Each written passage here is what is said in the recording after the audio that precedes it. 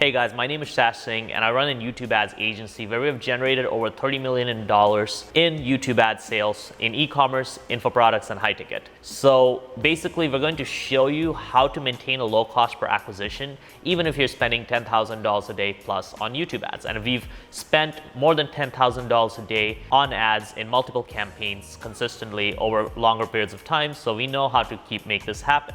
Now let's get right into it.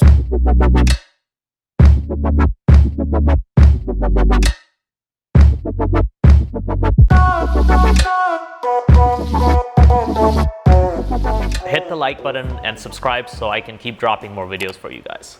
The first part about maintaining a lower cost per acquisition when you're spending $10,000 a day on YouTube is you gotta test new creatives.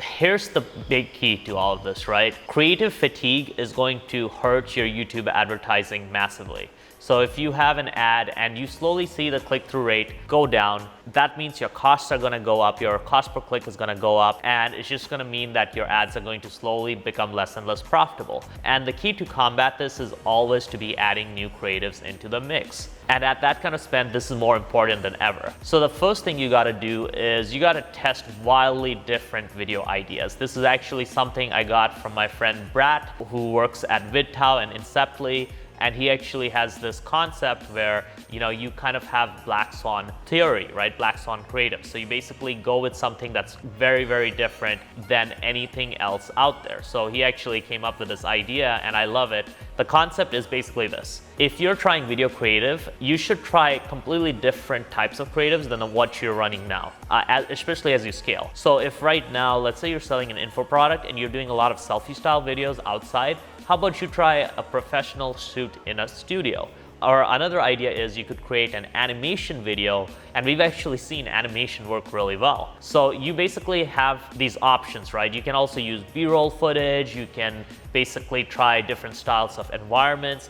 The key is to go with something completely different than what you're doing right now, because that will, number one, give you a good chance at increasing click-through rates because people aren't used to this from you. And number two, a lot of people who have seen your ad, they perhaps might be getting tired of your face, unfortunately. They're like, oh, I've seen this guy's face all the time, and they're automatically clicking away. But then if you change around the ad, make it an animation ad where you actually don't show up, they might give it more of a chance and convert into the funnel. One of our internal projects where he said that, hey, we've seen this guy's face all over the place.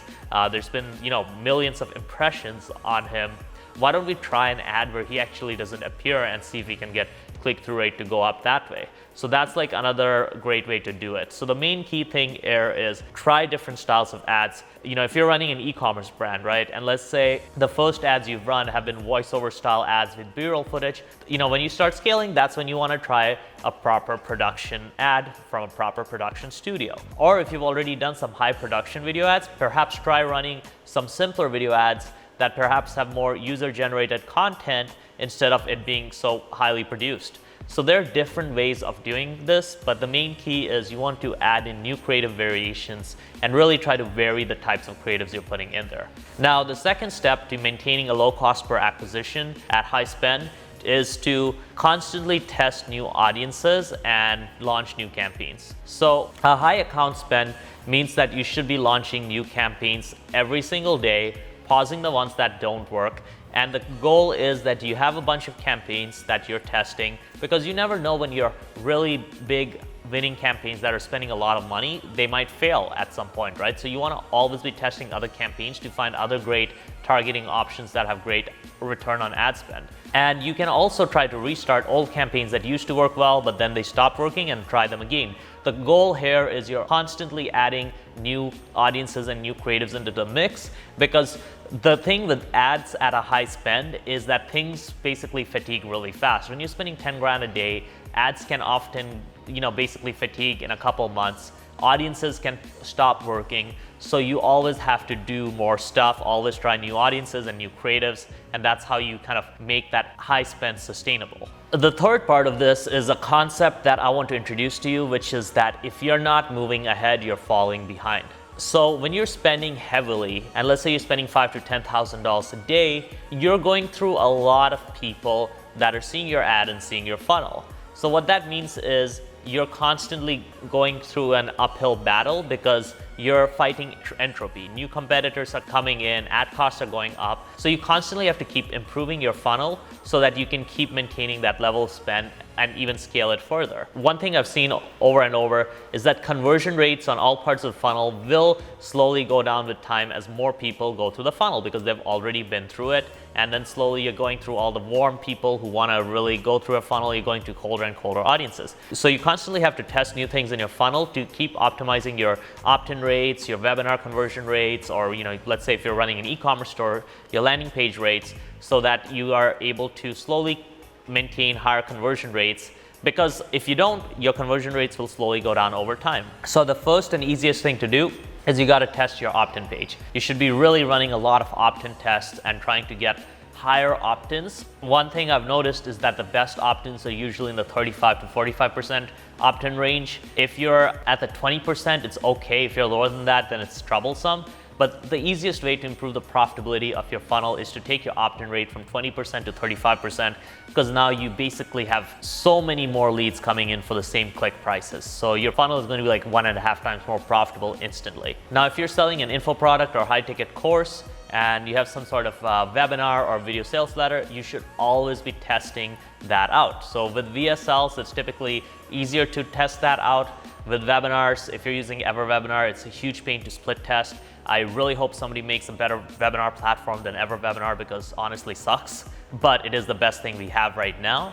But yeah, one of the issues with EverWebinar is it's really hard to split test, so you kind of have to switch the webinars out, which means that it could be not as accurate, but it's still better than doing nothing. So you want to be doing that, right? Testing new webinar variations, see if that increases the conversion rate over time. Now, if you're selling e-commerce products, you should try different types of landing pages and sales pages, right? So for example, if you're driving people to a product page, you should try optimizing that product page and running split tests on it constantly to get it to a higher level of optimization. So you're getting a 3 or 4% conversion rate instead of 2%. We have one client that gets an over 5% conversion rate on their landing page to cold traffic, which is just mind-blowing. So it's all about constantly tweaking your landing page to make sure you get a higher conversion rate from clicks to sales. The other thing you should also be doing, whether you're info product or e-commerce store, is you should increase your average order value, which is adding upsells, so people take more upsells when they buy the first time. You should also be working on improving your lifetime value, so people do repeat purchases. This is very important because it's so much easier to sell to an existing customer than to acquire a new one. So increasing your average order value and increasing your lifetime value, as well as improving your conversion rates, is how you become a powerhouse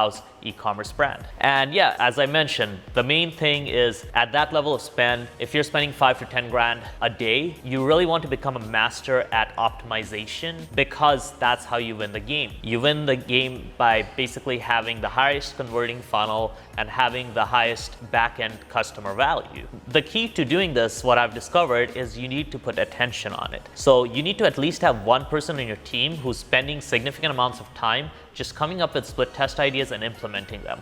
You also need to be a member of high-level masterminds where you can actually discuss these kind of things with other people. So for example, if you have friends who are running similar businesses as you should mastermind with them on how to improve your conversion rates and so on. And with webinar funnels, it's really hard to find good information on this, because it's just something that you just have to really talk to people to learn about. So it's really important to surround yourself with people who are doing the same thing. Perhaps join a high-level mastermind if you need to. The key is to always be figuring out how you can get the edge. And now the worst mistake a business owner can do at higher levels of spend is to be obsessed with their own ads and spending hours in the ads manager. At those high levels of spend, you really need to have a media buyer or an agency that manages your ads, just because of the sheer amount of work, right? You're going to be constantly launching and pausing campaigns, and that's how you keep it sustainable long term, right? If you only have a few campaigns that are spending a lot of money, that can work and you don't need to spend too much time on maintaining that. But the issue is that's going to stop working at some point, and your major audiences are going to just die and